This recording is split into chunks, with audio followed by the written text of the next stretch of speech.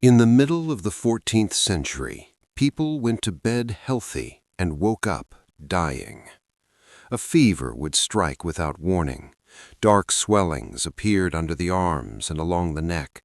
Within days, sometimes hours, entire families were gone. Church bells rang so often that cities stopped counting the dead. Graveyards overflowed, streets fell silent, and across Europe a single terrifying question echoed everywhere. Was this the end of the world? What people didn't realize at the time was that they were witnessing the deadliest pandemic in recorded human history, one that would kill up to half of Europe's population and permanently reshape civilization itself. This was the Black Death, and once it began, there was no escape. To understand the devastation that followed, we must first understand the height from which humanity fell. The early 14th century was not a time of darkness and stagnation, as often portrayed.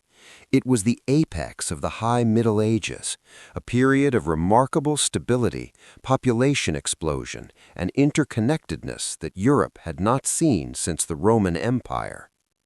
Thanks to a climatic phenomenon known as the medieval warm period, harvests had been bountiful for generations. The population of Europe had nearly doubled in 2 centuries. Cities were bursting past their ancient Roman walls. Paris, Florence, Venice, and London were vibrant, chaotic, densely packed hives of human activity. The Gothic cathedrals were rising, symbols of a society that felt closer to God and more technologically capable than their ancestors. More importantly, the world was connected. A merchant in Venice could buy silk that traveled the entire length of Asia without ever leaving trade networks secured by the Mongol Empire, the Pax Mongolica. This vast network, the medieval World Wide Web, moved spices, gold, ideas, and technology across continents with unprecedented speed. It was a glorious, bustling, optimistic world. But this interconnectedness was a double-edged sword. The same caravans and ships that brought wealth were about to deliver the greatest catastrophe in human history. The infrastructure for global disaster was perfectly laid out. This society, seemingly so robust, was about to face an enemy it could not see, could not understand, and could not fight. The origin of the apocalypse lay thousands of miles from the stone streets of Paris, in the vast wind-swept steppes of Central Asia, likely in the region of modern-day Kyrgyzstan or northern China. This is a land of extremes, endless horizons of grassland, harsh winters and blistering summers. Here, an ancient biological agent had existed for millennia, Yersinia pestis, a bacterium of ruthless efficiency, endemic to the burrowing rodent populations of the steppes, marmots and ground squirrels. For centuries, the bacterium lived in a relatively stable ecological balance with its hosts, far from major human population centers. But in the 1330s, this delicate balance was disrupted. Climate historians point to a period of ecological stress, perhaps a severe drought followed by heavy rains, that devastated the rodents' food sources. Driven by hunger, infected rodents migrated closer to human settlements, bringing their fleas with them. The leap from animal to human occurred in the trading outposts along the Silk Road. The first human victims didn't understand what was happening. They developed high fevers, vomiting, and terrifying, painful swellings in their lymph nodes, the buboes, that gave the disease its name. News in the ancient world traveled slowly, but rumors of disaster traveled faster than merchant caravans. By the early 1440s, terrifying, fragmented reports began reaching Mediterranean ports. Merchants spoke of entire civilizations in the east vanishing, of reigns of fire and pestilence that left India, Tartary, and Mesopotamia depopulated. Europeans listened with a mix of horror and detachment, seeing them as distant tragedies, perhaps divine punishment. They had no concept of germ theory, unaware that the spices peppering their food traveled the same road as their eventual executioner. The geographical pivot point of this story is the Crimean Peninsula, jutting into the northern Black Sea. Here sat the magnificent city of Kaffa, a fortified, incredibly wealthy colony of the Republic of Genoa. It was the crucial hinge connecting the overland Asian routes to the Mediterranean. Inside its massive stone walls lived Italian merchants, Armenian traders, and a cosmopolitan mix of peoples, protected by Genoese crossbowmen. In 1346, Kaffa was under siege. The mighty army of the Golden Horde, led by Khan Johnny Beg, surrounded the city. The Genoese were masters of defense, and the siege dragged on months in brutal stalemate. But a silent killer stalked the Mongol camps. Living in close quarters with poor sanitation, the army became a perfect breeding ground for the bacterium from the east. Soldiers began dying by the hundreds, then thousands, their bodies turning dark with gangrene. The Mongol army was disintegrating, not from enemy action, but from biology. Facing defeat, Johnny Beg made a horrific decision. In an act of desperate, calculated biological warfare, he ordered the corpses of his plague-ridden soldiers to be loaded on trebuchets. For days, the sky over Kaffa rained dead bodies. The Genoese defenders watched in horror as corpses smashed onto roofs and into market squares. The psychological terror was immense, but the biological impact was immediate. Fleas abandoned their cold hosts for warm, living ones, and the unbreakable fortress was breached from within. Panic gripped Kaffa.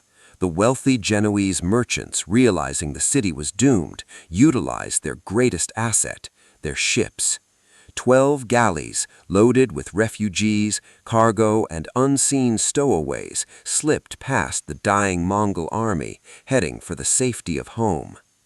They sailed through the Bosphorus, past Constantinople, which would soon be devastated itself, and into the open Mediterranean, the economic engine of Europe. These fleeing ships became vectors of death, docking at major hubs to resupply, unknowingly seeding the infection at every stop. The first major European port to fall was Messina in Sicily. Dock workers rowing out to meet the ships were greeted by a scene from hell. Most sailors were dead, their bodies rotting on deck. The few survivors were delirious, racked with pain, covered in black boils dripping blood and pus. Port authorities of Messina realized too late the nature of their cargo. They ordered the ships expelled, but the true agents of transmission, black rats and their fleas, had already scurried onto the docks. Messina was the test case for Europe, and it failed. Within weeks, the city's social fabric disintegrated. Fleeing inhabitants carried the plague further inland, accelerating its spread across Sicily. By early 1348, the great maritime republics were crumbling. Genoa, home port of the ships from Kaffa, was devastated. Venice, the queen of the Adriatic, faced an existential threat. The pragmatic Venetians eventually developed the concept of the lazaretto, islands in the lagoon designated as quarantine zones, where arriving ships and crews had to wait 40 days, 40 giorni, before entering the city. It was a pioneering public health measure, but for the first wave of the plague, it was too little, too late. Gondolas became funeral barges, piling bodies high as they navigated silent canals. From the Italian ports, the disease moved west to Marseille, the gateway to France, and crossed the Adriatic to Dubrovnik. The coastal perimeter of Europe was breached.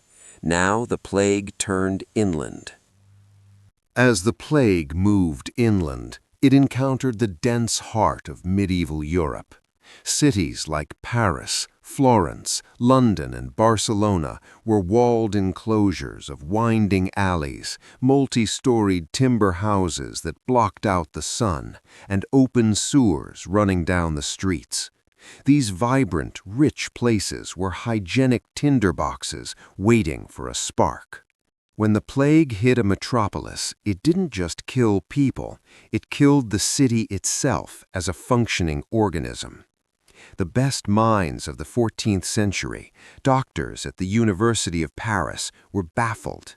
Their framework was not germ theory, but the ancient Greek theories of humors and miasma. They believed the air itself had been corrupted, perhaps by a planetary alignment of Saturn, Jupiter, and Mars that released noxious vapors from the Earth. Doctors advised people not to bathe, fearing it opened the pores to corrupted air. Aromatic woods like juniper and rosemary were burned in street corners to combat the smell of death. Patients were bledded and buboes were lanced, measures that often worsened the spread. Every rational attempt to stop the disease seemed to feed it, creating a profound psychological crisis. The Italian writer Giovanni Boccaccio witnessed the devastation of Florence, where perhaps 60% of the population perished. The terror of contagion severed the most sacred bonds of humanity. Fathers abandoned sons, wives left husbands to die alone in their beds. The sick were walled up in their homes. The intricate machinery of medieval life stopped.